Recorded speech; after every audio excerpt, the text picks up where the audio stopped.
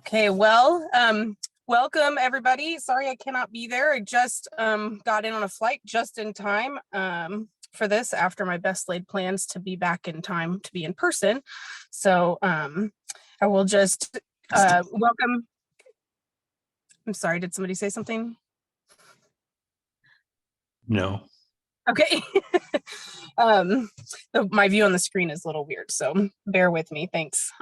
Well, welcome everybody who is there in the county courthouse and anybody else who's joined on Zoom to our January 11th, 2023 County Commission meeting. Just a few brief comments about what public comment will look like before we get started on our agenda. Each agenda item will have an opportunity for public comment specific to that topic. We ask that if you are here to provide public comment on an agenda item, to wait until we've had our presentation and questions from commissioners. At the beginning of the meeting, near the beginning of the meeting, we will also have general public comment, which is an opportunity for folks to provide comment to the county commission about any general county business that is not listed on today's agenda.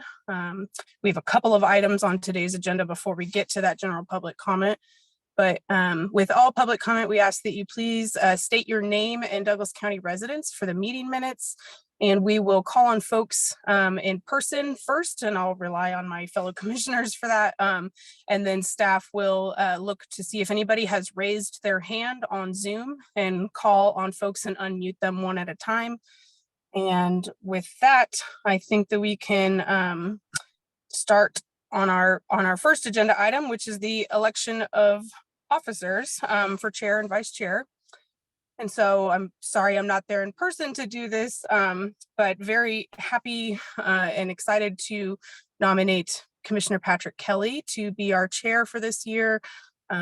Excited that he was reelected and has provided great leadership in the past couple of years that I've been a fellow commissioner with him, and excited about his leadership for this coming year. So I'll make that a motion, move to elect Patrick Kelly as chair. I would second that. Thank you, Commissioner Willie. All those in favor? Aye. Aye. Thank you both. And I'm pleased to nominate Commissioner Willie for vice chair. Commissioner Willie has served for many years on the planning commission. And how many times as chair? Commissioner Willie just once as chair. And we're welcome to have her here on the county commission. She's done a great job so far. So it's my pleasure to nominate Commissioner Willie for vice chair. I will gladly second that. All those in favor? Aye. Aye. Thank you. All right, it's all you, Commissioner Kelly. Go ahead. Thank you very much, Commissioner Reed. And we appreciate everybody hanging in there with us and Commissioner Reed's. And thank you for getting to your car and being there, Commissioner Reed. Appreciate that.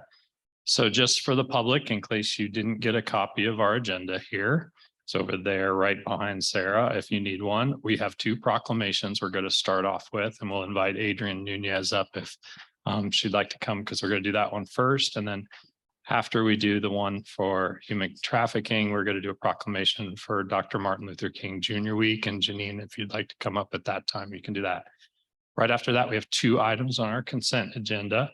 After we do our consent agenda, we'll have general public comment. And if you'd like to comment on any item that's not on our regular agenda, we only have one item on our regular agenda, which is Lawrence Douglas County Public Health Department strategic planning process. So if you want to comment about anything else there, general public comment would be the place to do that. And then we'll finish off with appointments, commissioner and administrator miscellaneous. So with that, we will start with Human Trafficking Awareness Month.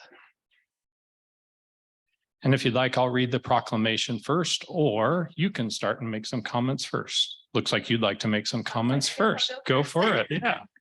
Thank you. Hello, my name is Adrienne Nunez, and I am the Associate Director of External Affairs at the Willow Domestic Violence Center. First, we would like to thank the commissioners for your time and attention to this matter.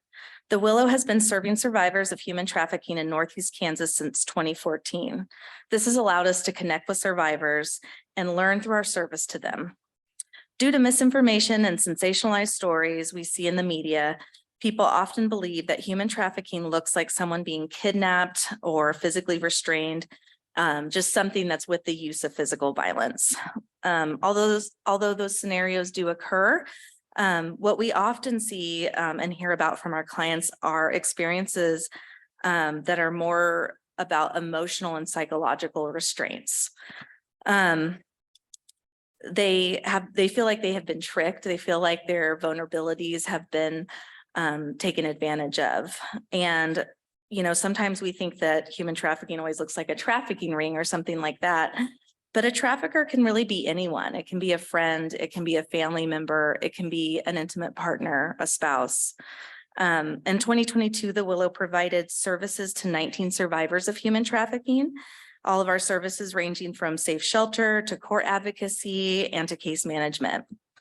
We are honored to continue to serve these clients and will continue to combat human trafficking through our services and prevention work. The Willow is grateful for the support of our local governments as we work closely with law enforcement and other community partners to best prevent trafficking in our community and serve those who have suffered at the hands of abusers. Thank you. Thank you. So I'll go ahead and read the proclamation. Survivors of trafficking are among the most vulnerable of individuals, and we must work together to address the root causes, as well as create sustainable recovery options for those who have survived these atrocities. Survivor perspectives are important to solving the root causes, and it's important to include survivors and to keep those survivor-informed perspective at the forefront of initiatives. Organizations that are taking the lead on human trafficking initiatives in Douglas County include, but are not limited to, the following: the Lawrence Police Department, Lawrence Anti-Trafficking and Education Task Force, or LATTE, the Sexual Trauma and Abuse Center, Burt Nash, LMH Health, Lawrence Community Shelter, University of Kansas, RADAC, Lawrence School District USD 497, and the Willow Domestic Violence Center. Whereas human trafficking, a modern form of slavery, is one of the largest and fastest growing criminal industries in the world and is based on recruiting, harboring, and transporting people for the purpose of exploitation. And whereas sex trafficking and labor trafficking occur in Kansas, and both adults and children of any gender, socioeconomic status, age, race, sexual orientation, or geographic location can become victimized.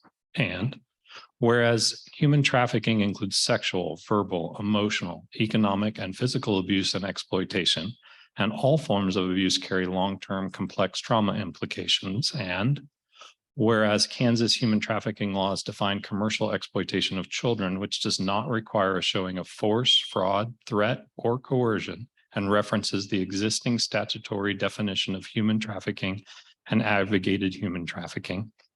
And whereas the effects of human trafficking reach far beyond its victims and perpetrators, causing disruption in our schools, places of work, and neighborhoods.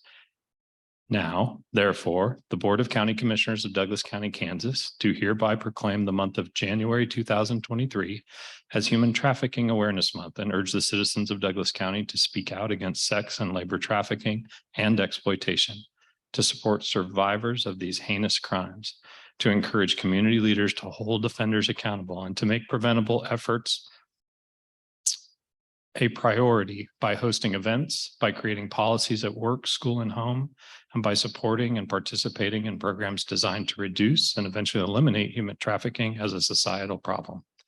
As a community, we will support creating and executing a comprehensive, collaborative, and trauma-informed response for the safety and security of human trafficking survivors. Adopted this 11th day of January, 2023. Thank you.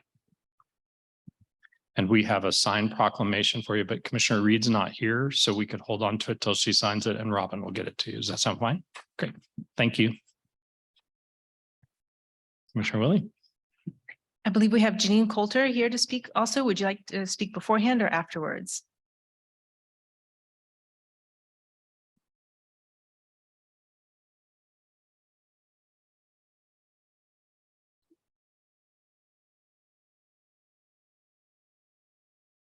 Good evening, commissioners, and thank you for having us.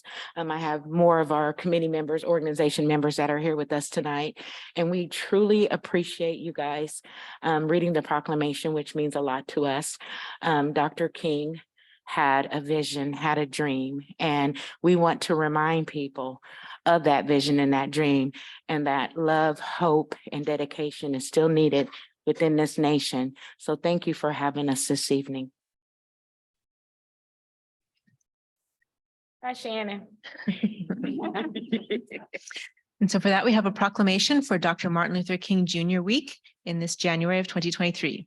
Whereas on this day, just shy of 94 years from his birth, the Lawrence, Kansas Juneteenth organization honors the late Reverend Dr. Martin Luther King Jr., who sought to bring justice where there is injustice, freedom where there is oppression, peace where there is violence, and opportunity where there is poverty. And whereas when accepting his Nobel Peace Prize in 1964, the Reverend stated, "There is no deficit in human resources. The deficit is in human will.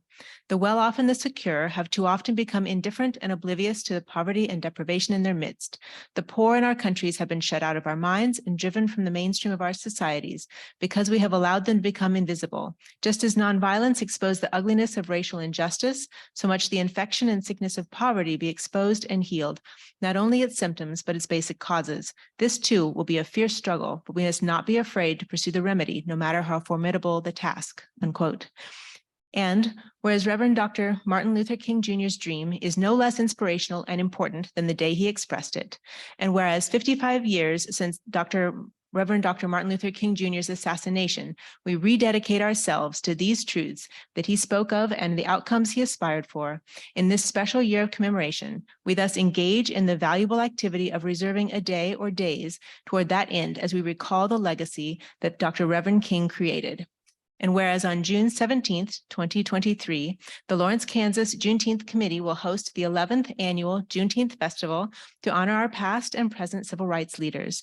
Now, therefore, the Board of County Commissioners of Douglas County, Kansas, do hereby proclaim the week of January 15th through the 21st of 2023 as Dr. Martin Luther King Jr. Week, adopted this 11th day of January, 2023. Thank you. Thank you. Thank you.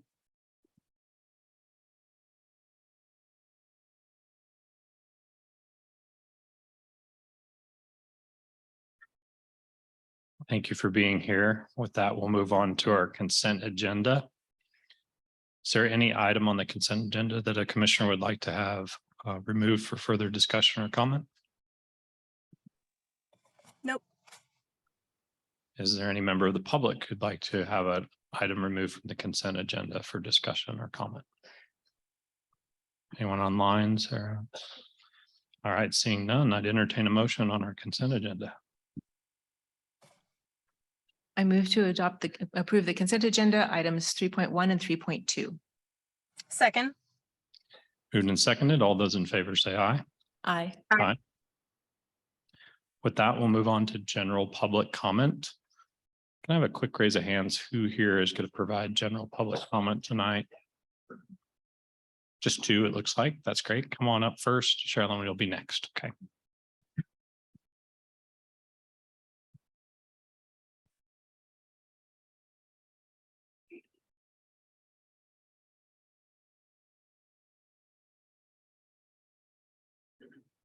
Good evening, Commissioner. Any comments from the commission?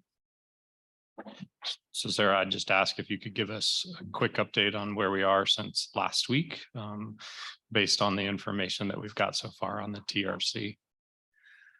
Commissioners, we're still reviewing materials. There's a number of, there's a lot of information to review. We have two attorneys reviewing information and helping us prepare documentation and, and other staff that have with other assignments. So it's been difficult we're not done yet. Mhm. What I understand the desire for a timeline. I don't feel like I can give a strong timeline at this point. I can say, I think that hopefully by the end of the month, hopefully by the end of the month, we could provide a more full update as to where we're at. I do want to say that, from my perspective, I'm looking for commission direction. My anticipation is that we would, if we have questions about the material, we would share those questions and discuss that with Bert Nash, not necessarily at a county commission meeting and then have the dialogue this way. Normally for a staff process, we work with a partner, try to answer those questions in that manner, and then bring a synopsis, or a summary or action points to the county commission. If that's not how the county commission wants to proceed on this, and wants, us to do something different, I would need that direction. But my hope would be by the end of the month, we could provide more of an update, but I don't know that it's going to be, there may still be items that we're working through at that point. If that makes sense.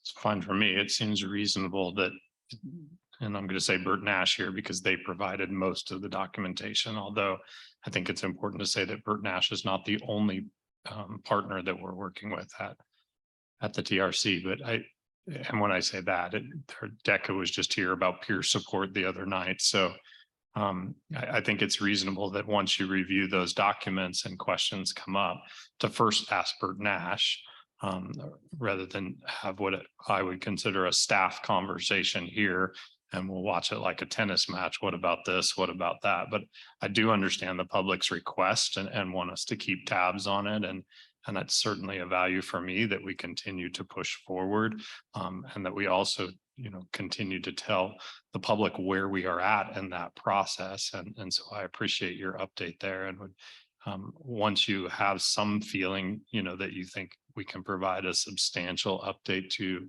the community, I feel like that would be appropriate. I don't know how other commissioners feel. If they want to say anything on that. I think once we have something of substance to share, that needs to be out as soon as we can get that out to the public. So I think there will be a lively and engaged public process for all steps moving forward. So I appreciate you sharing what we had to share. This Commissioner Reed, and I agree that, in any sort of project, community partner agreement, we rely on our staff to be doing that due diligence of the nuanced, detailed work in reviewing those documents, determining what questions staff has that they know commissioners and the public are also asking about, and can have that conversation directly with Bert Nash, and that those are not public conversations. Generally, we get a synopsis, to Sarah's point earlier. And so I would just reiterate what I said last week, and that I'm interested in us having a substantive conversation and not having live negotiations in our public meeting, because we also have other business to do, and many other departments and in the county that have regular business items to come to us. And so I don't believe that our weekly business meetings are an appropriate forum for negotiating those agreements. But once Sarah and Bob and legal staff can tell us, here's what we have, here's what we're still waiting for, and or still working through, that's a substantive conversation, and allows us an opportunity to ask some more detailed questions and draw some of that out into the public conversation, and certainly invite public to come ask questions. But I don't believe that it's helpful for anybody to have those negotiations taking place in weekly meetings. So appreciate the continued interest, and hope that public will also continue to reach out to us individually as commissioners and staff with any particular questions that they might have or concerns they have, specifically beyond just the question of a timeline, which I understand the interest in, and our staff is working really diligently on it. So I would echo Commissioner Reed that in the meantime, the more the public shares what values they have for this project, their thoughts on it with us individually is a highly appropriate thing for us to be spending our time on hearing from you. So I recognize that within public comment is not a time that we get to really engage in conversations, but we are all available. So. Thank you, Sarah. All right. Thank you, commissioners. With that, we'll move on to our regular agenda item. And the first is an update from the Lawrence Douglas County Health Department on their strategic planning process and the future of clinic operations. Thank you, commissioners. I asked Dan Partridge to come and just provide us an update on their strategic planning process and just have a open conversation with the commission about that status and kind of where we're headed. Turn it over to you, Dan. Thank you, Sarah. Thank you, commissioners. Let me start by, this takes me back 13 years to a conversation had in this very chamber about what's the future direction of the health department at the time. At that time, we had our board members here asking you to expand the health board from 5 members to 7. And the conversation had Commissioner Gahn, I won't ever forget, said, gosh, if you really want to be about community engagement and changing health at a community level through focusing on the foundations of health, i.e. the social determinants of health, you need a voice from the university. Our students are also part of our community. So let's bring them on board. So that's how we got to 8 board members back in 2010. The very first thing that new board did was look at our bylaws and take a look at what the purpose and function of the health department should be. And that's how I come to put on this handout that I have here. It starts with the essential public health services and that purpose and function that the health board charged us to execute towards 13 years ago. And if you're out in the audience, you'd like one of these, Dr. Vicky Colley-Akers is here and standing ready to hand them out. So the essential public health services has been the purpose and function of our work for 13 years now. And the health board, as you know, is appointed by the city, the county, and the University of Kansas. And the essential public health services there in that wheel, just a quick overview. I don't want to read the those 10 services to you, but I would say that little paragraph to the left is a good short snapshot of how we see our work. But when you look at assessment at the top on those 2 essential public health services, I think you all know Sonia Jordan and our director of informatics. That's Sonia's wheelhouse. That's what she's responsible for. Dr. Vicky Colley-Akers is our director of policy and planning. So policy development and the 4 essential public health services under that slice of the wheel are her responsibility to execute to. And then those assurance functions on the left-hand side really fall under my domain and kind of the general oversight of the health department. In there is nested essential public health service number 7, which is about enabling equitable access to health and social care. But the other 3 are about workforce development, innovation, connecting to quality improvement and research, and having a strong infrastructure and backbone of support so that the rest of the organization has the resources, capacity, training that they need to execute the work. That's been our model for 13 years. The first leg in our journey towards executing towards it was to seek accreditation. Accreditation, let me back up a little bit. This essential public health service model is a framework developed in the 1980s by the Institute of Medicine, now the National Academy of Medicine, that laid out what public health departments across this nation should be doing to impact health at a community level.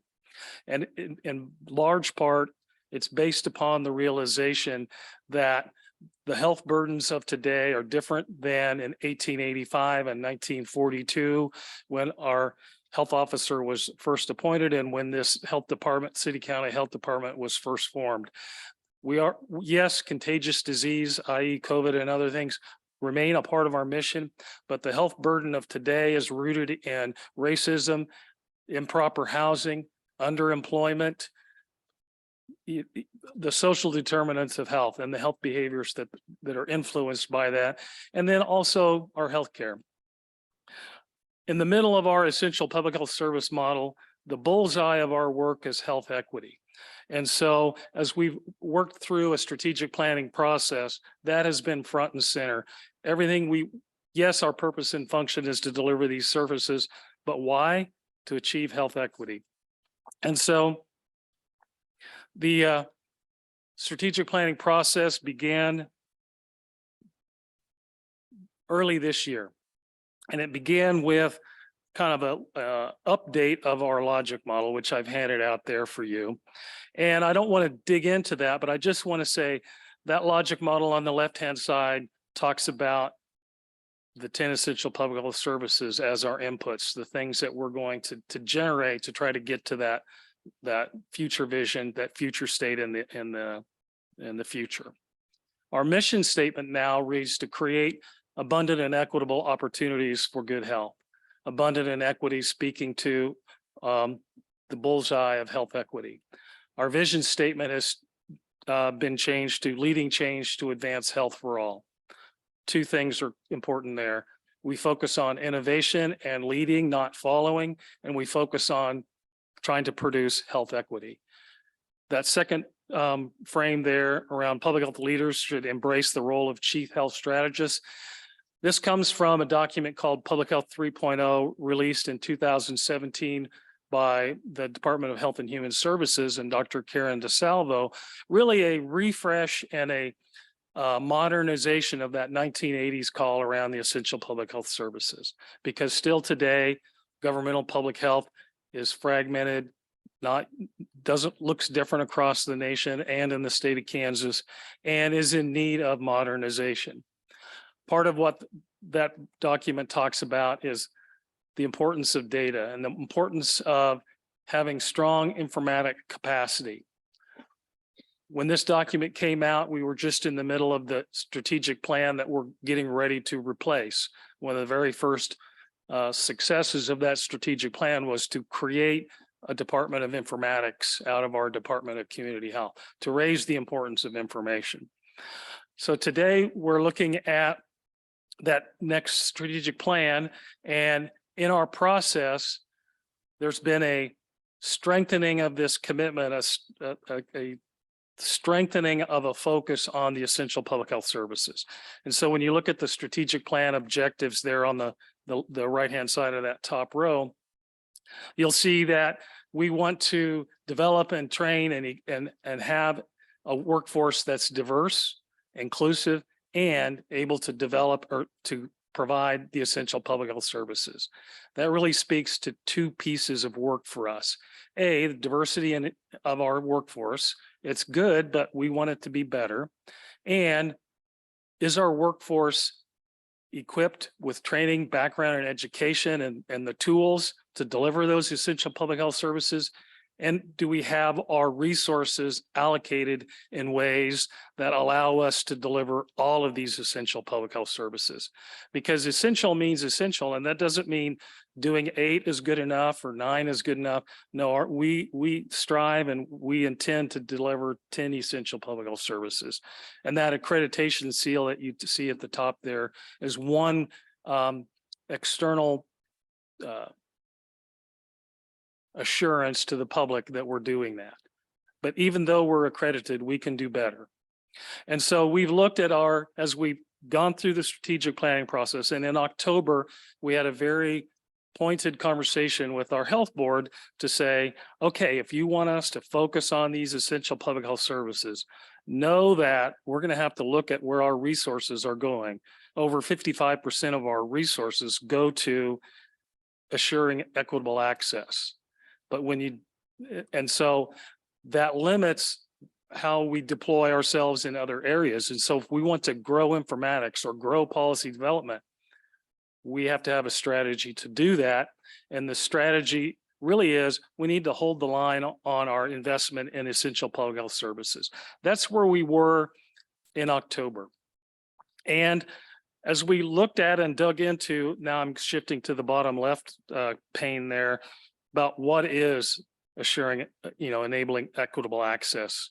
So a further definition that is out there from the Public Health National Center for Innovation talks about, well, that really means that public health's responsibility is to assure an effective system that enables equitable access to individual services and care needed to be healthy. And how do we do that? There's these 5 bullet points here. We need to be that connector between populations with needs and the healthcare system. We need to work with our healthcare partners so that we can understand what the gaps and challenges are in our system to providing that equitable care. And we need to work with payers. Let me just boil it down. We need to work at a systems level with our system partners to make sure that equitable access and equitable outcomes happen. And so, while this is kind of raised up again, this is kind of just like 13 years ago, we started this journey. 6 years ago, we started a little micro journey around this service and around that notion of not being in the direct service provider business, but in the connector business. Because as we were at the time in 2016, working with our partners at Heartland Community Health Center and LMH, the State Department of Health and Environment, on a Million Hearts project. That's a federal grant that we got to look at hypertension. And in that, working at a systems level to say, how can we do a better job to identify and get early diagnosis and treatment for hypertension? We looked at our patient mix and in our family planning clinic, and we saw that we had screened over 700 women as hypertensive or pre-hypertensive, and they were at risk. And all we were doing was saying, gosh, here's your blood pressure. It's a bit high. It's concerning to us. Please go see your doctor. And if you don't have one, please go see Heartland. Well, what we found is that doesn't happen enough. And so in 2016, we worked with Heartland to say, well, okay, how do we do better? And our approach at the time was to say, let's bring in a physician care team into our health department so that when we screen our family planning clients for these risk factors, we can say to them, down the hall is Heartland. Why don't we work with them to get you in to be seen? That was our model pretty much until COVID shut us down. And today we have a clinic that's been remodeled and ready for another physician care team. We have the environment ready, but we don't have Heartland back yet. And so our approach this time is to say, well, just a warm handoff, we don't think that was good enough. We should embed these services. We should relook at our system to say, how does equitable access happen at a systems level? And what I think Heartland and LMH believe is that we need to embed these services where the rest of that care can also be provided. Because I can tell you, we have great clinicians at the health department. They were identifying cancer, you need to go get this, what looks like cancer looked at. You have other issues. And so we were finding health concerns, but we weren't able to treat these health concerns. And we never really will, because we're not a physician healthcare model. We're a public health model. And so our approach is to say, let's be partners with our healthcare system providers and work to create a system where equitable access occurs, because the service is patient-centered and they have that medical home through the FQHC. The national federal funding models really drive the future of how healthcare gets provided through the FQHCs. We don't receive money to provide medical care. That's not what we get money from the federal government to do. And so that's been, I guess, what's in the headlines right now. But I would say when we began this journey, when we were in the part of this journey in October, where we said, you know what, as we self-assess our ability and capacity to deliver these 10 essential public health services, and we see that enabling equitable access is where we are most divergent from the framework.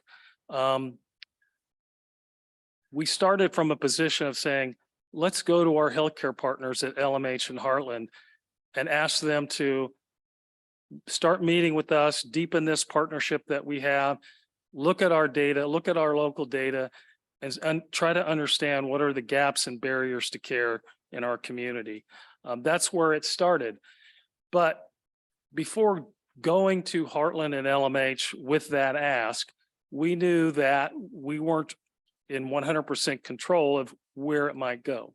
And we wanted to be transparent with staff. And so we met with staff a week or two prior to meeting with Heartland and LMH to say, we are going to be embarking on this conversation with our partners to see how equitable access might better happen. And everything's on the table.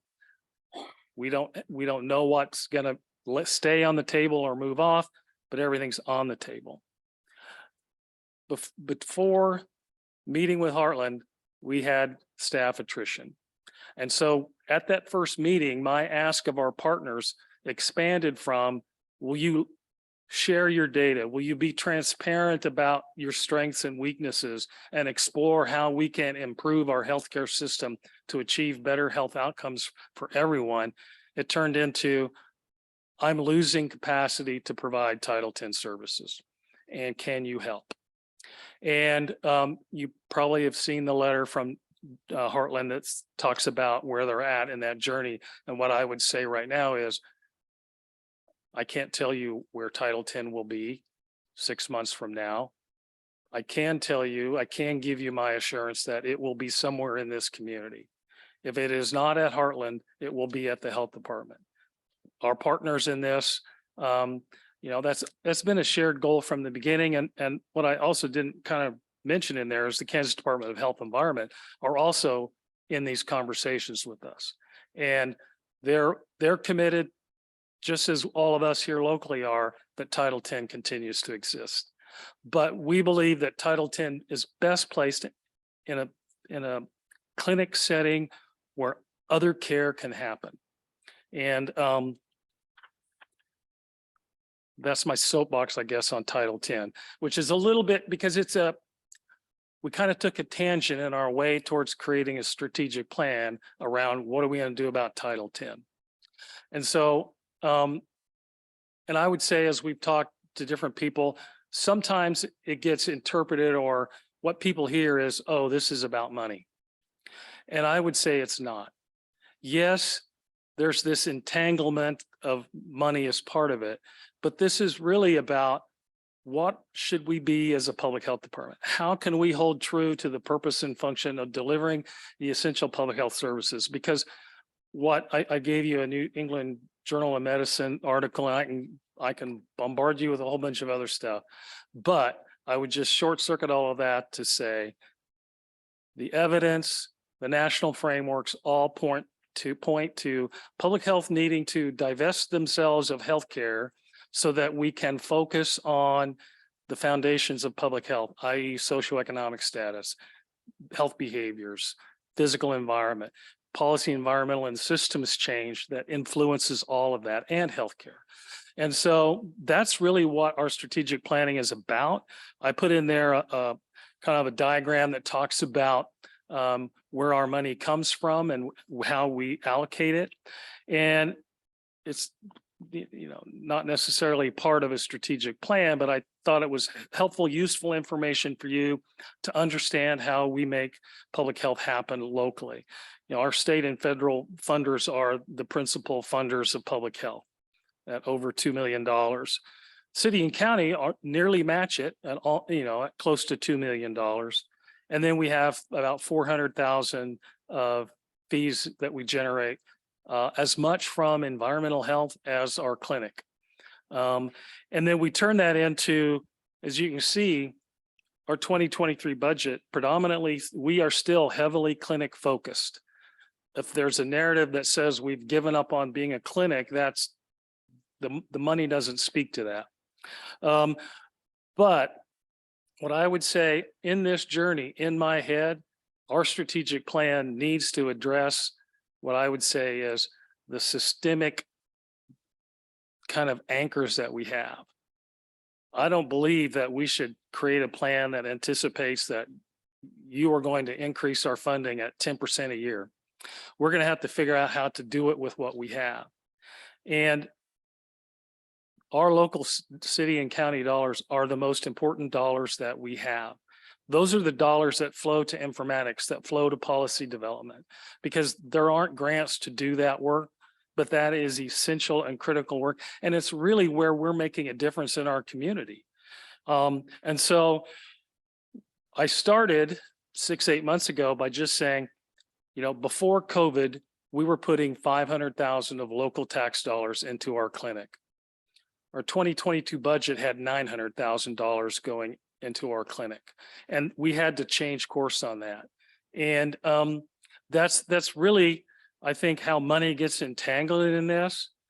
But we want to change course because we want to deliver the 10 essential public health services. And then this last slide, and then I'll stop and take questions, is really honing even further into what is Title 10 for the health department. So you see some information around the 2022 Title 10 program. We had 1,142 unduplicated patients.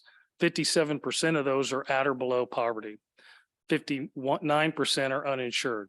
So these aren't people of wealth and influence. But I would say 41% do have insurance. So looking at this from a systems level, not just what does the health department do, Heartland and LMH were helpful and provided me their data on what they provide around well women exams, STD, STI testing and treatment, pregnancy testing, and then contraception. And so you see our numbers there. And then you see this number beside it that talks about like 1.2x for Heartland Community Health Center on well women checks. Essentially, they do 120% of what we do. Lawrence Memorial Health does 42 times what we do. STD, STI, Heartland 60% of what we do, and LMH 8%. The numbers are less important than I think the point that the capacity exists at a system level to provide robustly reproductive health services and do it in a setting where other care can be provided. I've got for you a racial demographic breakdown there. You know, roughly half of our clientele are white, 25% Hispanic, about 25% Black and African American.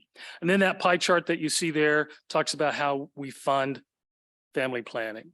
And there's not a real precise way to talk about money because money comes in grants. And so this is just, as we look at our accounting system and we say, what did we code to the family planning grant? This is what comes out. So we spent roughly $400,000 on family planning. A little over 200,000 of that was from the grant. About, and I'm sorry, my eyes are really terrible. About 120,000 came from client revenue. So they are paying something.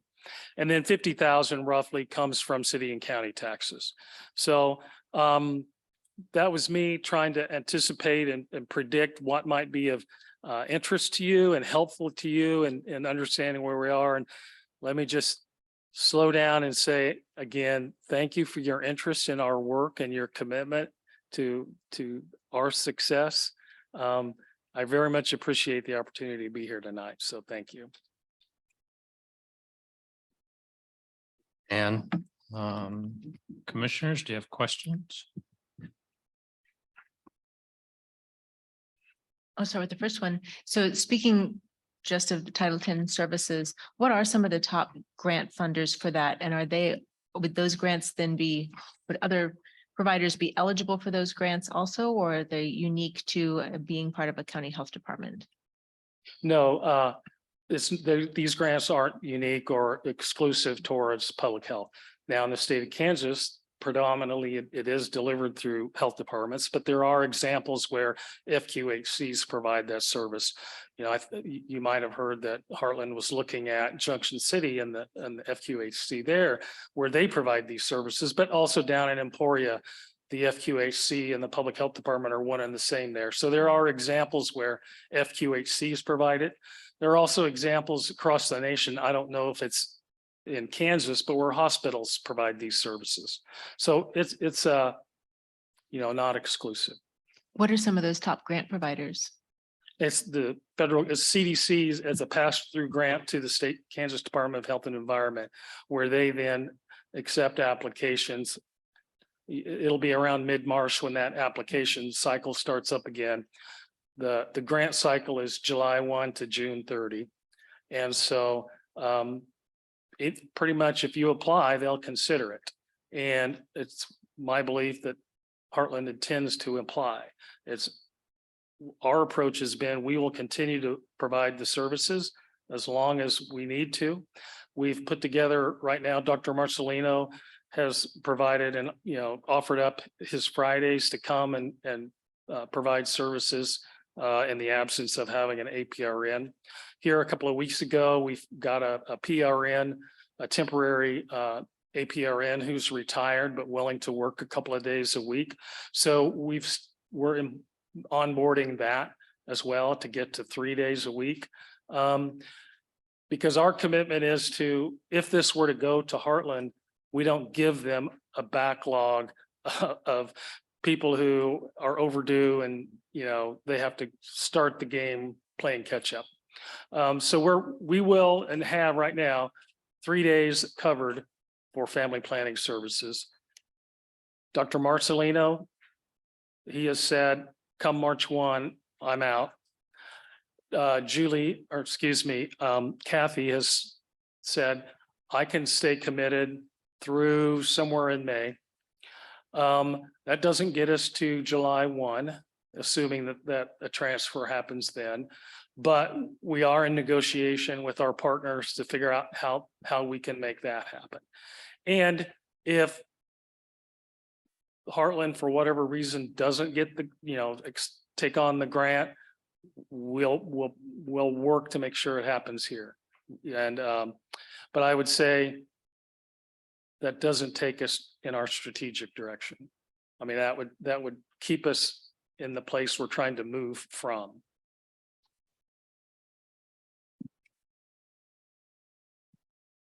Don't know if Commissioner Reed has any questions. I've got a couple. Go ahead, Commissioner Reed.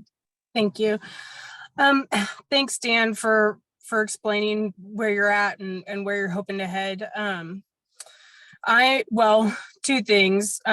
One, I appreciate the racial breakdown in that bottom right-hand corner. Wondering if you have any numbers off the top of your head or estimates about folks with non-citizens that you serve, since I know that that's a pretty specific part of those services. Do you know that off the top of your head? No, not off the top of my head. I will certainly go back and see if we can query the data and get that answer to you. I appreciate that. Thank you.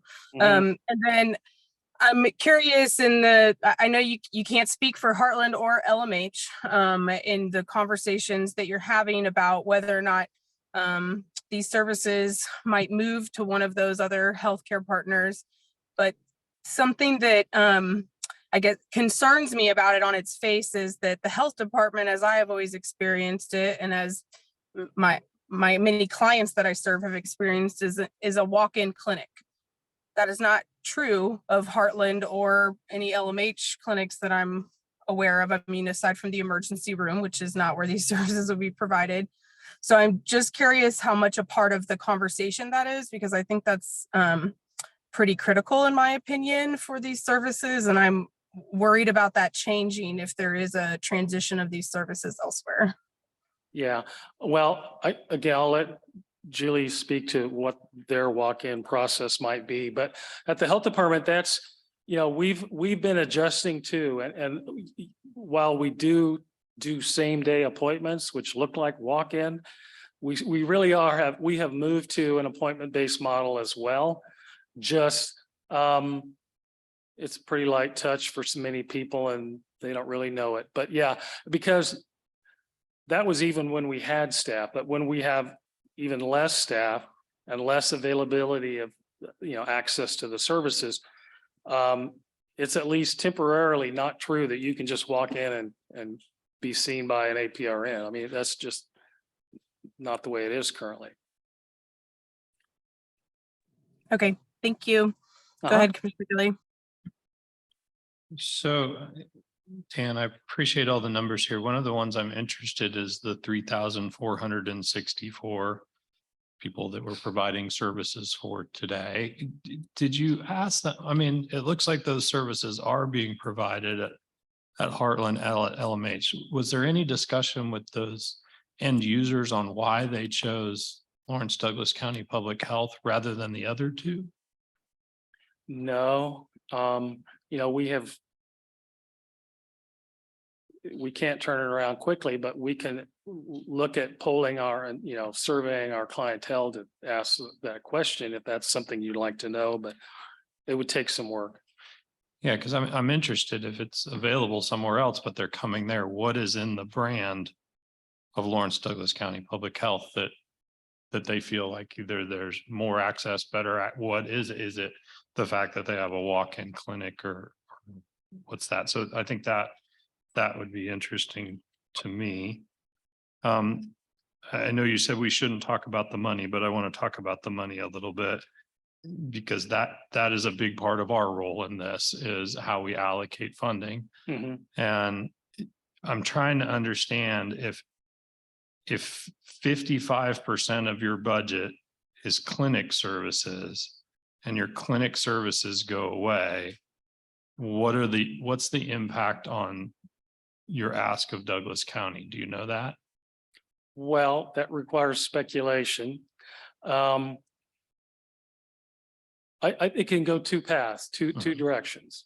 We keep asking for what we've been getting, and we put that towards more robust informatics, more robust policy development. Truly, if we are committed to staying in Essential Public Health Service 7, enabling equitable access. And I believe that means, we need an informatician and a policy development person focusing and working with our healthcare system partners. So I would say we've got staffing needs to do that work. I mean, so I could easily find productive, value-added ways to continue to spend the current dollars. Alternatively, you could say, gosh, this is savings that I want to use in a different way. That's your call. So I think it could go either way. And that begs a question for another provider. Would they ask for those same dollars? But I'm not sure you should answer that. And then you said a lot of the state grants and contracts go towards not I think it was informatics work. You said towards policy work. So would we see a reduction to Lawrence Douglas County Public Health and the state grants and contracts money? Yes, if Title 10 goes to Heartland, that grant is in rough numbers, $200,000. So that 2 point whatever million dollars, it go down by that amount. But that's not our largest grant is WIC, and that doubles what family planning is. And WIC is the biggest driver of people into our clinic. So our biggest clinic work is WIC, and we don't have any intention of passing off that work. So if WIC is part of what's bringing in clientele that's then passing off to your other clinical work, how will those customers and those clients be served if the Title 10 services are elsewhere? I'm not sure I understood your question. Yeah, but you were talking about that a warm handoff is not enough. Just taking it from we recognized a need here and we're handing you off to a provider here, but rather than that, putting services under one roof so that all of that can happen together. If I heard you wrong, let me know, but you said that WIC is what brings clients into Douglas County Health Department, and then they're also available for clinical services of other types while they're there. Will that connection be diminished? No, let me start with WIC is Women, Infant and Children Supplemental Nutrition Program. So it's our work where we connect low-income people that have prenatal kids up to 3 with nutritional care, i.e. a WIC check to go to the grocery store and buy food with. So they're not, while we do screen for like anemia and different things, we're not seeing women who have reproductive issues in any substantive way. It's not really driving our Title 10 work. more drives our immunization work, because when they bring their kids in and we have a practice of looking at, are they up to date with their immunizations? And if they're not, we make sure that, we offer that to them and get it done if they will say yes to that. So it's really, WIC and immunization are much more tightly connected than family planning. And I would say, I talked about that with the remodel of the clinic with our CARES Act dollars, it is there to be used by Heartland to provide those services. So it is certainly very possible that Title 10 will still be in the same physical environment, just with a different employer.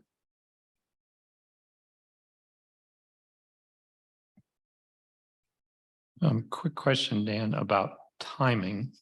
My experience with strategic plan and specific strategic plan work is it's usually when, either it's a yearly, it's a 5-year cycle or a 6-year cycle, or it's when a new executive director comes in.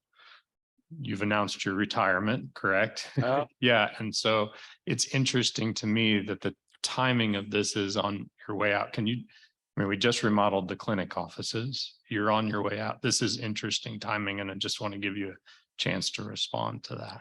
Yeah, well, I won't duck that. It is interesting. I had really expected to be done with the strategic plan by now, but things take longer than you expect or hope for.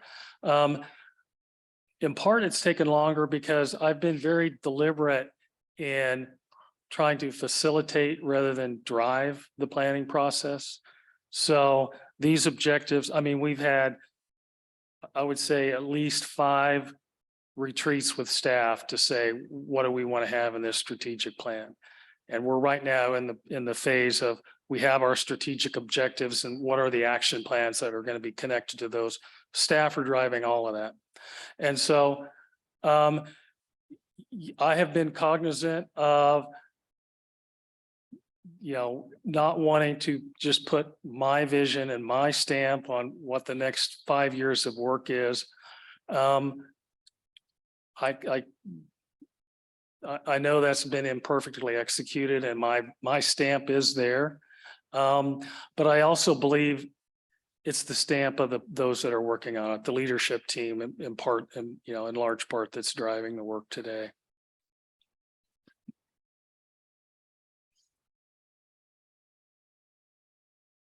Other questions? I have a question if. Go ahead. I think I have 1 or 2 more, but yeah. Okay, good. Dan, I appreciate your comments, and I guess I want to give you an opportunity to talk a little bit about, you talked about the other essential public health services. If you reduce your emphasis on equitable access, I have found as a public administrator that often the ability to provide influence on these other 9 items on the wheel is often benefited by having what I just call skin in the game. I wish I could come up with a better term for it that didn't sound like a football. But, and so I guess I am worried about the diminished impact of public health to successfully do the other 9 items on this wheel without sufficient place in the marketplace and or influence in the marketplace. And has that been part of the consideration? Will folks look to you to, how will you work to ensure equitable access if you're not really doing anything to provide it? I guess those are some of the kind of things I'm thinking about. Well, in my head, here's how I see that. We're in the business of producing equitable health outcomes, health equity. That is a different line of business than providing healthcare. And when you read the literature and the evidence on, well, how do you do that? It points you to the social determinants of health about, well, you need to take care of housing, employment, discrimination, systemic and institutional racism. And we have, I don't want to diminish the work we've done and Vicky and her team have done, but there is so much more to be done there. That's to me how we do our health equity work.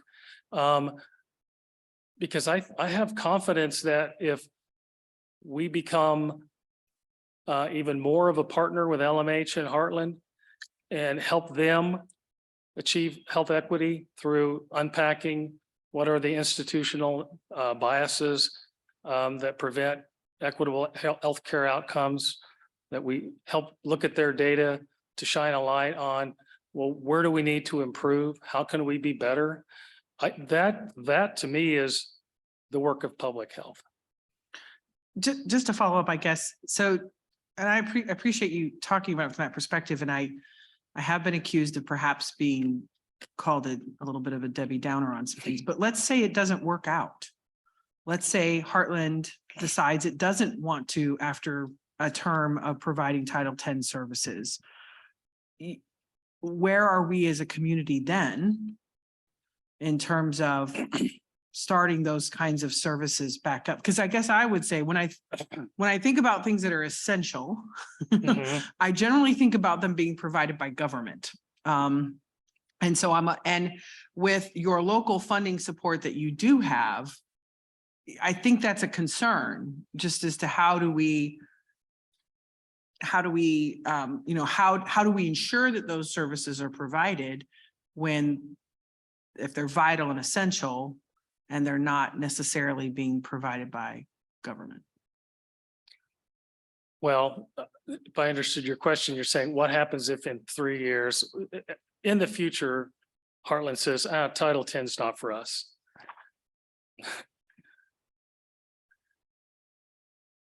I can't make a commitment that I won't be here to honor, but I would say we've had as our North Star health equity in these essential public health services for 13 years, and I don't see them going away. And that North Star will always keep us in the game of making sure that services are available. And so if services suddenly aren't available, we see it as our obligation to bring them back. I would say if Heartland had said no, we'd figure out a way to keep it, because that's what it means to enable equitable access is if no one else will do it, do it.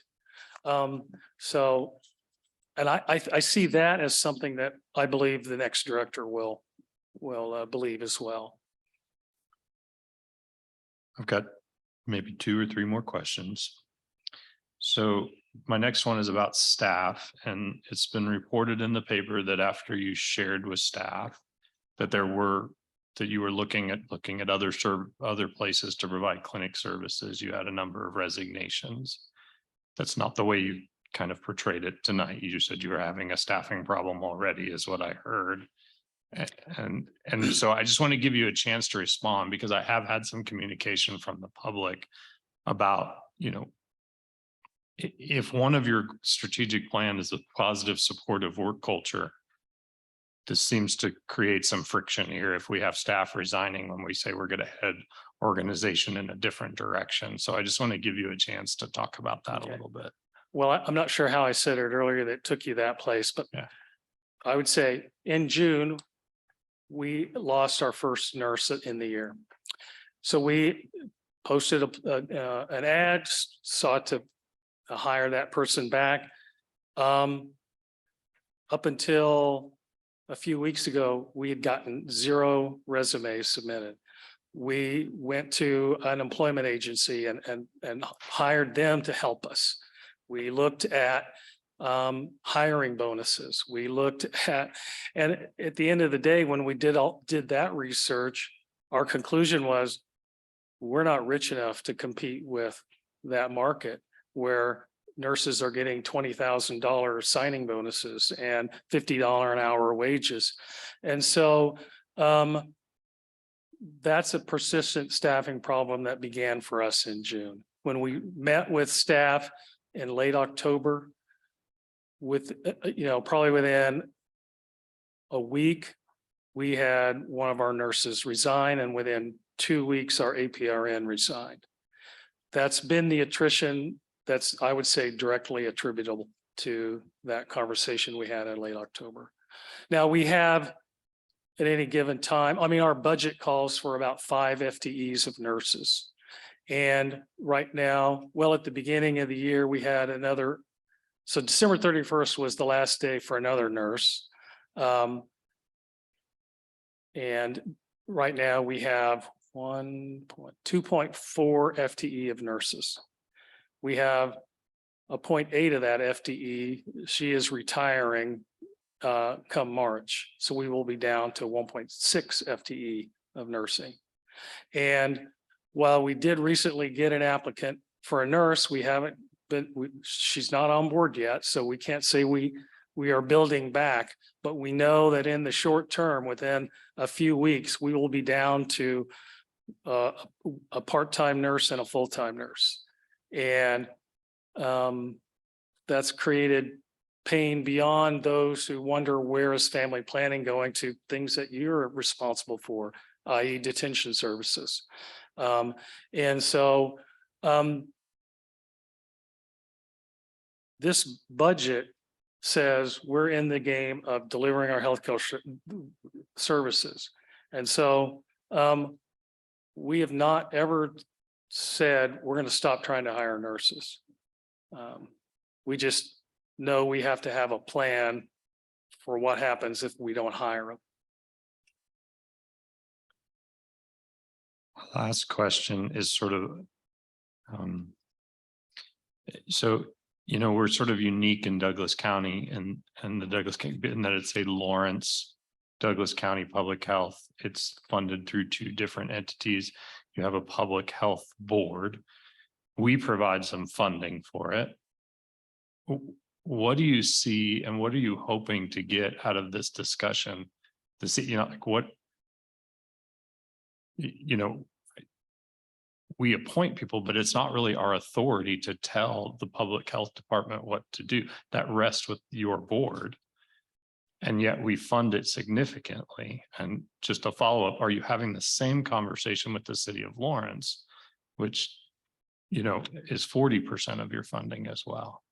As we started on, you know, in this process in October and November, before going out to our healthcare system partners, we had a meeting with Sarah, we had a meeting with Craig Owens, we laid out, you know, we told him about all this stuff and more. And in part that was, this is what we're ready to embark on.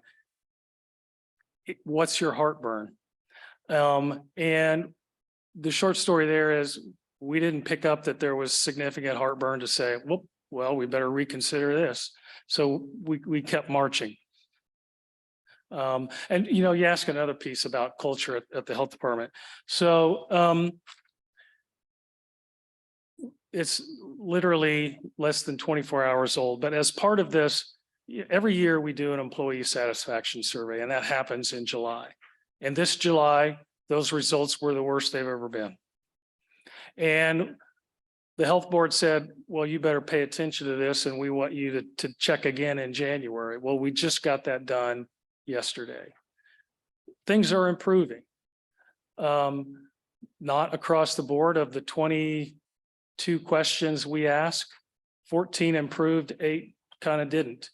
But overall, things are improving. And in part because, you know, as we've gone through the strategic planning, particularly with our board and Health Equity Advisory Board, they were concerned about those results. And part of my response back in September on that was, this is more than a culture issue. This is a more than one mission issue and competing missions. And so I think we've made progress on saying, no, our mission is delivering the essential public health services. Our clinic is part of that, but just a part of it. I don't want to speak for those who left, but I think that the clarity of what our mission is improving, and support for the direction that we're going is coalescing. And I'm happy to share the survey results. That's all my questions. Commissioner Willie, Commissioner Reed, any more questions? Okay. All right, we'll open this up for public comment. Is there anyone here who would like to provide public comment on this item? All right, anyone online, Sarah? It's raised online. Oh, we just got Oh, one. okay. Okay. No. Might call you back. Thanks, Dan.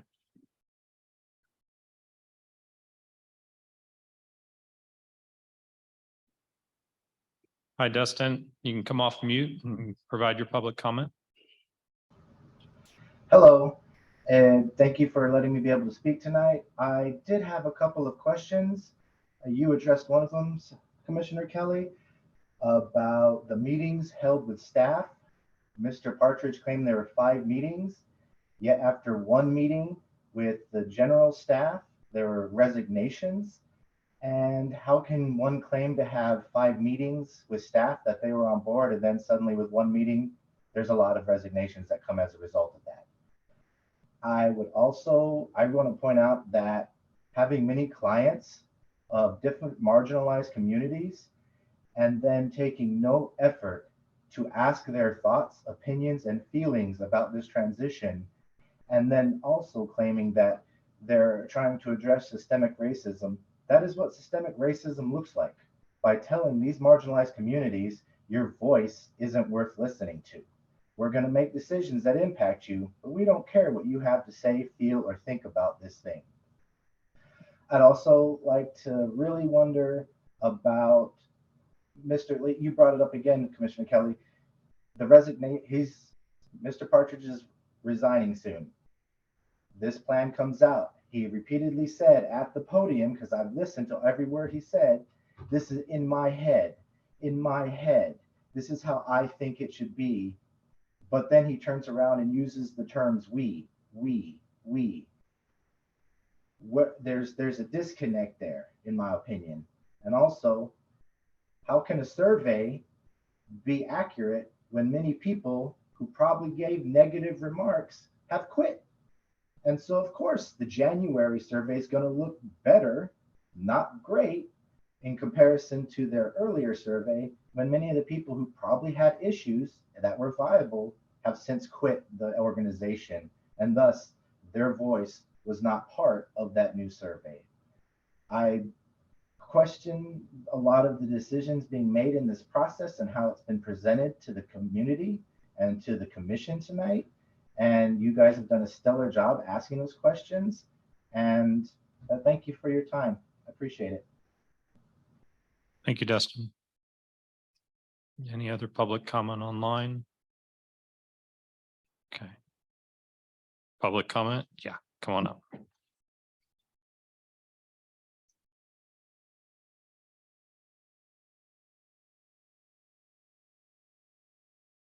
Thank you, commissioners. My name is Merrill Sake. I wanted to talk about some of my experience with family planning or reproductive services from public health.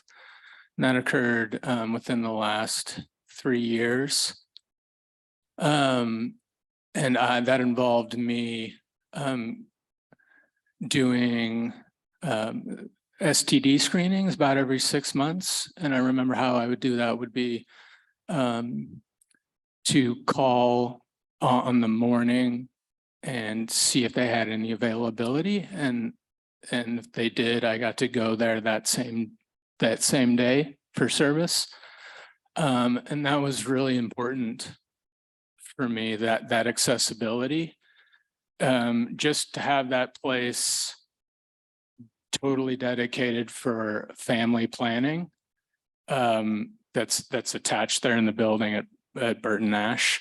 I also experienced full diagnosis and full treatment for testing positive for an STD. And that experience was really important to me, and the services that I received there. I received those all for free. I remember getting the call from the doctor, and he made it a priority for me to come see and got a shot for the treatment. So when I think of my gratitude for that experience and that department that is specifically for that purpose, and the availability of being able to walk in that same day, and I compare that with the potential of a place like Heartland, which does amazing work, but I see Heartland possibly being overburdened. I see them as the main source for low income or people who don't have health insurance. Heartland is the place to go. And I don't see the availability for people needing an STD test right away, which is important. I think that's why it's included in Title 10, to be seen at a place like Heartland the same day. I recently spoke to them about the potential of doing dental service, and they don't have any availability for dental service, because I think that's the one place where people who can't afford it go to, and they're not able to do that. That's all I have. I appreciate you hearing me. Thank you. Any other public comment? Okay, seeing none, we'll bring it back up to the commission for discussion.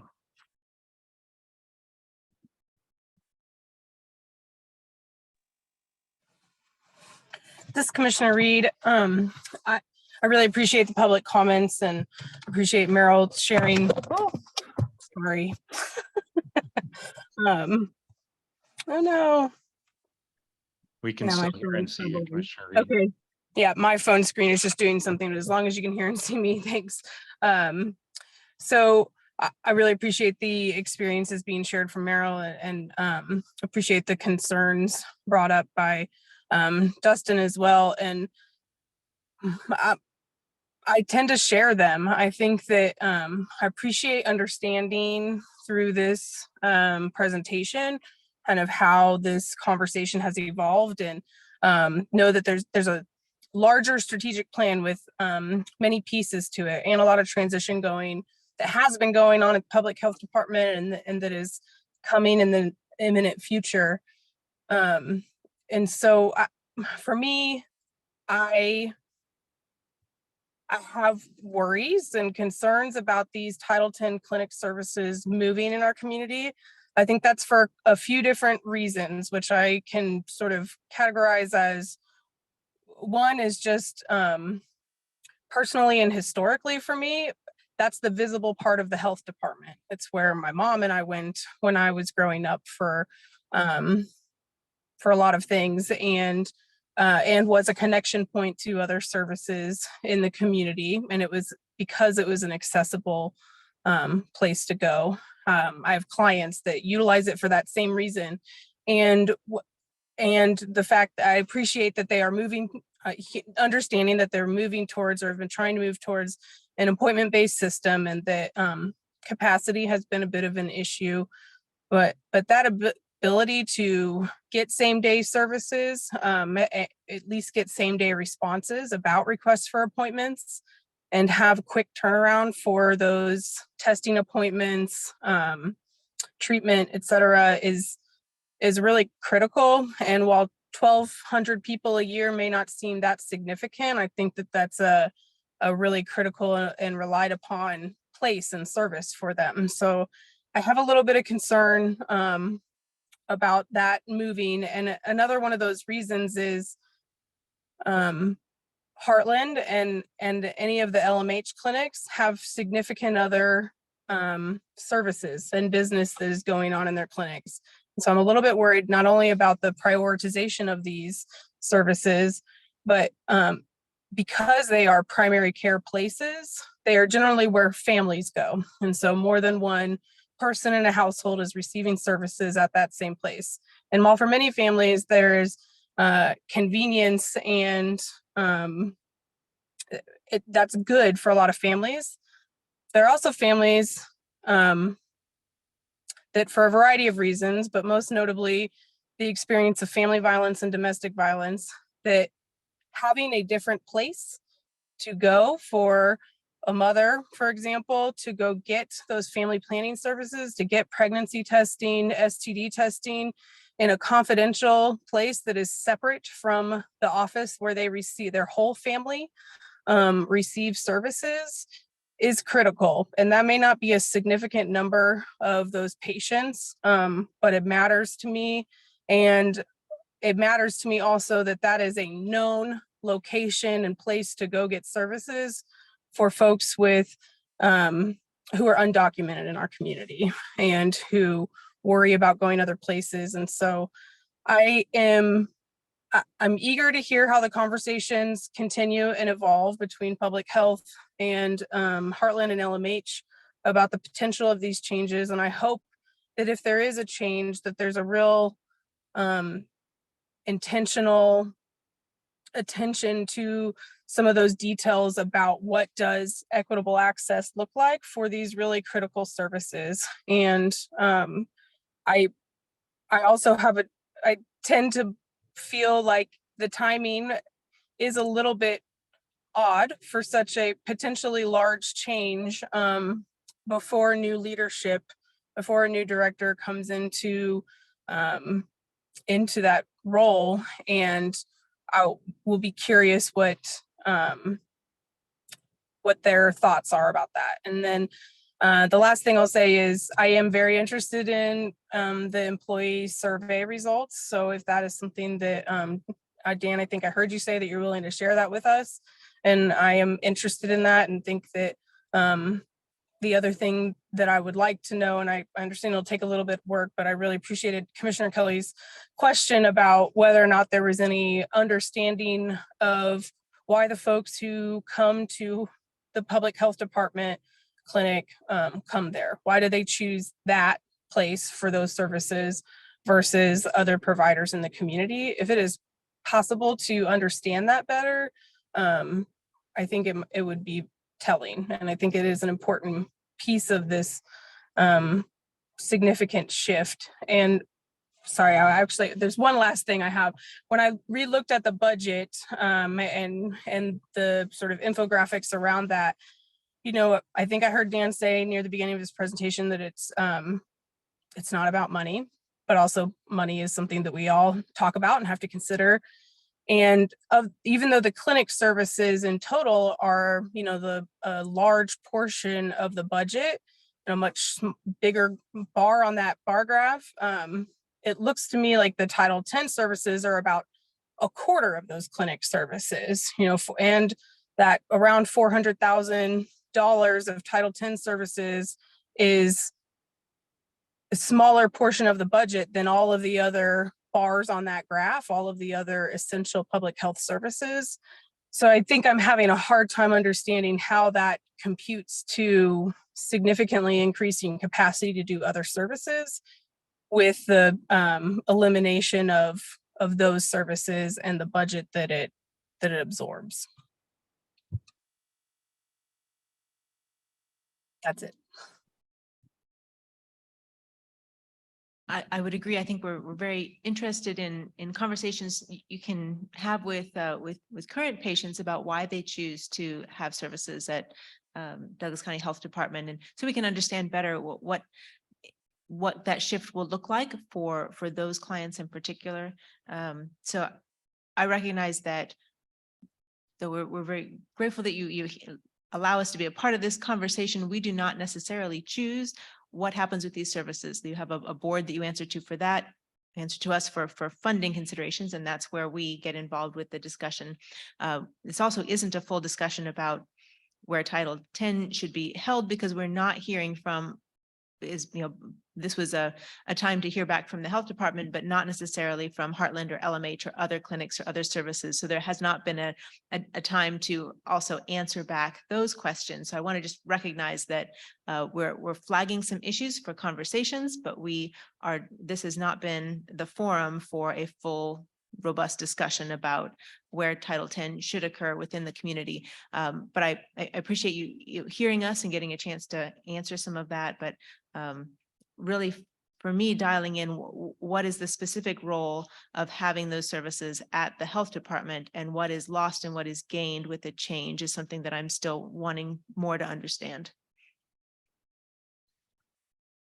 So I work for a public entity as well as this job, and it's struggling to find people for work as well. So I completely understand what that's like and what the competitive nature of it is. It seems like every district around us is paying substitutes more, and we're trying to keep up, and we're not getting any more funding. I mean, that we're locked into the dollars we have. So I appreciate that when staff is leaving and you're trying to provide services, you're going to look for other options. I completely understand that. At the same time, I hope that we would feel good coming to the Douglas County Commission, one of your major funders, and saying, hey, I'm strapped here and I'm trying to find a solution. Can you be part of that solution? And I think one of the reasons I want to be part of that solution, and I want us to think about that, is that it does seem to me that there is a large population that relies on Lawrence Douglas County Public Health for services in their clinic. We did a lot. We put a lot of dollars into renovating that clinic, and to think that it's now not being used, or we're looking at a different place for some of these services, I think gives me a lot of pause. I want to say I really appreciate hearing public comment about lived experience, and thank you for being here. We need to get more of that in our discussions when we talk about these things, about these services. And Dan, thank you for saying that you'd get some information from those. And I misspoke earlier. I should have said the unduplicated, the 1,100 patients that are getting, so that if we decide to do something different, we at least have the information of what they were getting at Lawrence Douglas County Public Health, and maybe that can be provided. I'd also encourage us to look at maybe these situations don't work, but in our public schools, we have mental health workers from Burt Nash in the public schools, because that's the best access point for kids. Burt Nash is not always the best access point for kids. And so would it be possible, and I'm sure there's 100 reasons why it wouldn't be, but I'd like us to at least investigate what it would be like to embed those services. It sounds like there was some services embedded at Lawrence Douglas County Public Health before. Would that help transition some of those people over who see maybe that's the clinic that's open full time? I don't know. I just think there needs to be more discussion about this. There are a lot of unknowns here, including I appreciate your commitment, Dan, and also your commitment to saying you won't be around to honor it. That no matter what, we'll have Title X services, and if it's not provided somewhere else, it will be provided at Lawrence Douglas County Public Health. But that's something I want to hear the next executive director, executive, all the titles that we have to have, right? The director of Lawrence Douglas County Public Health tell us as well. And I'd like to hear it from your board as well to make sure that we have that. So there's a lot of things that cause me a little heartburn about this. You said maybe you hadn't heard some heartburn. Here's some of my heartburn that's happening here. And finally, I would say there's some heartburn I'm having about budget and what that looks like. That's an unknown. It was said tonight, like, I don't know, it could be this, it could be that. And I don't want to give, sort of an opinion of where I am on this until I understand what are those budget implications, and we can get that a little more fleshed out. We can't commit to it right now, but I'd like to hear from, if the city is fine with it, what is their commitment to budget? What's our commitment to budget before we move ahead with this? I think we just need to slow down a little bit and understand some of those factors before we move ahead. Anything else, commissioners, on this? If I could just ask for some clarity, and maybe Dan could come to the microphone. Are you going to follow up on those items and then get back with me to put this back before the county commission? Just because they're asking you for deliverables, not necessarily me. So I just want to clarify that. So I have down as deliverables to provide the survey results, to poll you'll see what we can do to get input from our clients around why they choose us. And I especially latched on, you want to hear from our board or my successor or both, what our commitment is. I think at least the board piece, that's a deliverable I can give to you. The piece about where the city lies in all of this, I'm going to defer to Sarah on that one. I don't believe I'm the city manager, so I'm not sure Well, I'm the right yeah. person to to that. Well, I can't speak to Craig or the city either. Can't either. Yeah, and I don't know. I mean, maybe that's our work as commissioners to sort of reach out to city commissioners and sort of talk through that. I wasn't looking for that as a deliverable at all. I'm hoping that you're involving the city in your discussions since they're a 40% partner. Yes, we've met with Craig and Diane and Brandon. Actually, before we met with Sarah. That might be the piece that if you're getting feedback from the health board, since the health board is appointed by both the city and the county commissions, like, I think them not only stressing like their support for this, but how are they going to link back to the agencies that appoint them for further feedback and engagement in this process? So what is the role of, what does the health board see the role of the county commission, and what do they see the role of the city commission in setting the strategic plan? So I think that's probably, that would help give, I think, the commissioners what they're looking for, since they appoint the health board. Well, I think I probably to make sure I have clarity on that, want to follow up with you tomorrow. Okay. We've also heard quite a bit of discussion about the value of walk-in services, which I recognize that staffing is really difficult for anybody to provide, but as long as that stays a part of the conversation as we look at where these services should land, is what are the possibilities of being able to provide walk-in services for Title X? Well, where I go with that is seeing if the data will tell me what % of our clients are seeing same day. Okay. Because truly, you get an appointment, even if you just walk in, we're going to give you an appointment. And so how many of those appointments are given same day? That would be the proxy for walk-in. And what's been the trend? That's what I think I can give to you that may help. I'm not sure if that's what you're looking for, though. Dan, if I could ask for one thing, if you could sort of put together a projected budget for how this would impact the county, the county's portion of that budget, just, this is what I think it would look like based on this, and how that would be impacted by state and your federal grants there.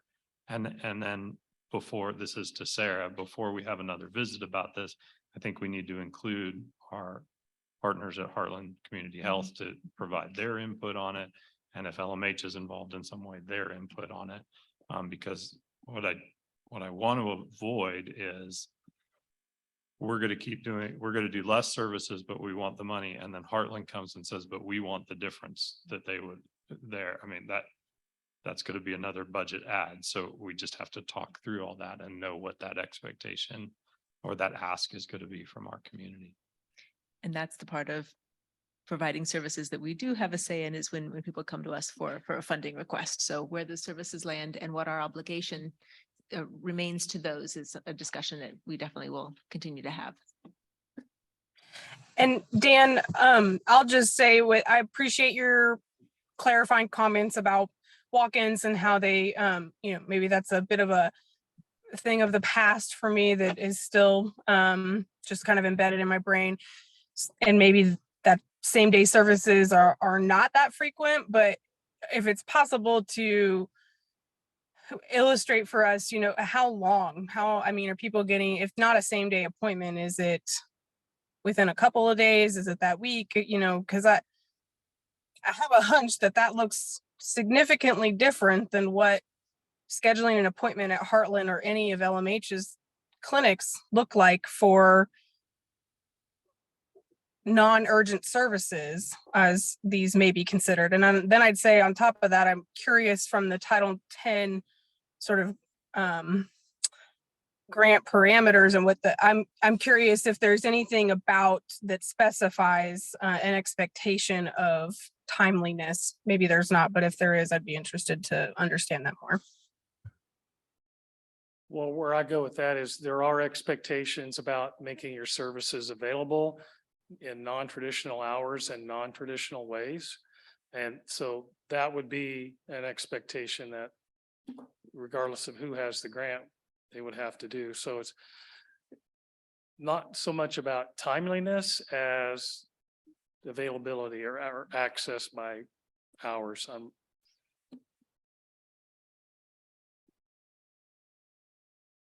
Anything else, commissioners? Okay, thank you very much, Dan. Appreciate it. Thank you. All right. That ends our regular business, our regular agenda. We'll move to appointments and commissioners. You know, we have a number of appointments this evening. Yes, we do, commissioners. So Sarah, I believe you sent us one today. For Yes. Jason Tanking. I want to check in with commissioners to see if we would be willing, if we want to let that one sit for a little bit, or this is for the Board of the Code of Appeals. It must be a licensed contractor on this case, so very specific on this board. Commissioners, do you want some more time on that one, or are you ready to make a appointment this evening? One is a hard one to fill because so few people are licensed contractors and also willing to serve on this board. I think if zoning and code staff has been in contact with Jason, I would be very comfortable to make that appointment. Yes, commissioners, Jason is currently serving, so he would be serving an additional term. The Board of Code Appeals only meets when called, so we luckily, knock on wood, we haven't had to call on him too much, so we appreciate his desire to continue his appointment. I would make that motion. Mr. Chair. if you're Go ready. ahead and second Jason Tanking for County Board of Code Code Appeals. Appeals. Yes, Code Appeals. For construction, yep, we got it. Got it. Okay. All those in favor say aye. Aye.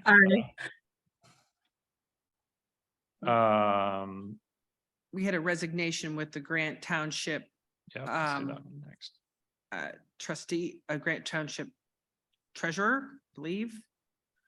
The Grant Township Board of Trustees or their board met and have put forward and have an agreement for service from. Paula Paulette Schwartz. I'd be happy to make that motion and appreciate that she's got a great deal of experience, it looks like, and Grant Township will be happy to fill that position as it's been vacant for a little bit. So I move to appoint Paulette Schwartz as the Grant Township treasurer. Second that. moved and seconded. All those in favor say aye. Aye. Aye. And the last one, I believe, is one for Food Policy Council. I want to check in with commissioners. This is Susie Mooney, I believe. Is that right, Sarah? We have two for food policy. Oh, we have for two different for Food positions. Policy Council. This is exciting. So I would certainly make that motion for Susie Mooney. She is our director for Douglas County Conservation District. So that is an excellent fit. I'm glad for her to serve there. So I would move for Susie Mooney to fulfill that open position on the Food Policy Council. All those in favor say aye. Aye. Aye. All right. We also have Cheryl Hunsinger, who has been willing to step up and serve as the ag producer for. Sorry, Sarah, was that? I thought Susie Mooney was the ag producer, I think there's two different positions that are Okay. open. and I thought we had made Cheryl's appointment. That's the one I thought we'd already done. But I could The check with the Karen. email showed up here. Just saw that tonight, but yeah, she had expressed an interest sometime back, so I was surprised to see it on our agenda. Is that one that's been made? Do we want to check on that one Yeah. and maybe come back to it next week? Okay. Would that be okay? Yeah, that would Commissioner be Willie? great. Thank I you. appreciate it. Yeah, 'Cause I know she's Wow. been willing. we may have appointed her already. We'll see. No, Yeah. fine. If she can hang on one more week if she hasn't been appointed, we appreciate her patience. actually on, but saw the Oh. email. Nope. Okay. Yeah, she's on Fair Board. Oh, maybe. Yeah. Fair point. And I did just double check, Susie will be in the local food system sustainable ag liaison. So That's it. yeah, some clarity about Cheryl would be great for next week. We'll wait on that one till next week. Any other appointments, commissioners? I have not yet spoken to Tim Flory, who's expressed an interest in serving on the, for Clinton Township on the Douglas County Fair Board. But I believe that is an active interest, and I think that is known by the rest of the Fair Board. Are people comfortable making that appointment? Typically, if you are the district of that fair board appointee, that's fine. Well, then I will appoint Tim Flory to serve on the Douglas County Fair Board. Would make that motion. Second, all those in favor say aye. Aye. Aye. Aye. Any more appointments? This is fun. That's all we've got. Look at us. I know, we're kind of on a roll. I know, it was good. I don't have any more We to want add. be appointed anything tonight? We can Just fill you in here. They already have. Okay. Yeah, I'm looking around. I think these people have done a lot. All right. Be careful. Be careful who I start Put you putting on on a board. boards. We do have fun every once in a while at the Douglas County Commission, I must tell you. All right, let's move on to Commissioner Administrator Miscellaneous. And Sarah, you have a weekly memo for us. Thank you, commissioners. My weekly memo is included in the packet. In addition to that, which I did not include, which I will get on next week, is I have forwarded to commissioners a list of 4 dates for the quarterly judges luncheon. So if I could hear from commissioners that those dates work, then we'll get them published. I don't want to put them on here as scheduled until I know they're good in case they get printed in the, or something like that. But also attached is the end of the year report for KU Innovations Park for commissioners, and a pre-legislative session memo from Little Government Relations is also in the packet. We are getting Little Government Relations scheduled for their, mid-session updates. And so we'll be putting those on your calendar as we get those dates moved in. Wow. And I want to say, so right now I do not have a work session scheduled for next week. However, I have been in some conversations about potentially getting a work session next week. So I want to make sure commissioners are available at 4 tomorrow, next Wednesday on the 18th, if we're checking on some dates and calendars. Okay, Commissioner Reed is available. Okay, Next Wednesday, you said? the 18th. And I would say I'm checking on calendars too. This has come up kind of quickly, and so I'm trying to see if I can make it happen. I think I can make that work, yes. Okay, but we're trying to keep the 25th light. And then I would say that we've got a number of work sessions scheduled for February. So I think I can kind of publish the schedule for those hopefully next week. I don't like to do them too soon just because sometimes there's some shifting of dates. So, but you have a pretty packed 4 o'clock schedule for February if you want to plan ahead in that regard. And commissioners, that's all I have. Sarah, commissioners, any miscellaneous items? So I'm actually going to rewind us a bit. Sarah mentioning KUIP reminded me that we did not discuss our appointments to boards and commissions, which we generally do at the beginning of the year. So if it's all right with other commissioners, maybe we could go through that list a little bit and make sure that we have our appointments settled before all those meetings kick into gear. Yeah, let me pull up. Thank you, Commissioner Reed. Let me pull up that list. I have some of that, commissioners. And from what my records indicate, Commissioner Kelly serves on the Economic Development Corporation Board, and he is on PERC, so the city's public incentive, you're going to test me on all the acronyms, Public Incentive Review Committee Board, and I believe those are your, EDC. I said, yeah, EDC and PERC. And then the chair. Oh, and the Oh. MPO. And MPO. And MPO, which stands for the Metropolitan Planning Organization Governing Board. And Commissioner Kelly, do you want to make any changes to those board assignments? No, those are all fine. And then the other one is that we shift Heartland Works over to who the chair is. Yes, correct. The Heartland Works Board always travels with the chair, so it will move to Commissioner Kelly this year. And Commissioner Reed here, I really want to join CJCC. I've watched all the meetings, even though I don't participate in them, and excited about the work ahead. So really hoping to serve on that and maybe trade out my AHAB, my Affordable Housing Advisory Board position in order to divvy up that time commitment a little bit. And I'm hoping to stay on the KUIP, KU Innovation Park, and step on to AHAB, the Affordable Housing Advisory Board, and also take Freedom's Frontier. Which does not have as good of an acronym. We need to. It's FFNHA. Yeah, that's Freedom right. Frontier National Historical Area. When you're Which is a great app, by the way. I'll put a plug in for. I also forgot e-community I have served on. So the opportunity for our rural communities, small businesses to apply for loans, and I really enjoyed that and would like to continue doing that. The only other one I would mention is our Behavioral Health Leadership Coalition, and I serve on that as well and should continue to serve on that. Okay. I don't know that I need a motion for these. I think we just have made these kind of, I think we can decide this by consensus. So decided. Great. Thank you, Commissioner Reed.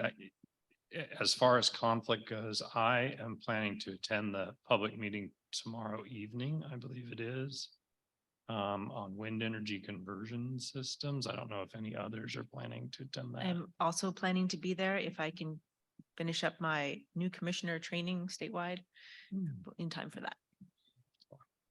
I'm not available, but I appreciate that both of you will be there.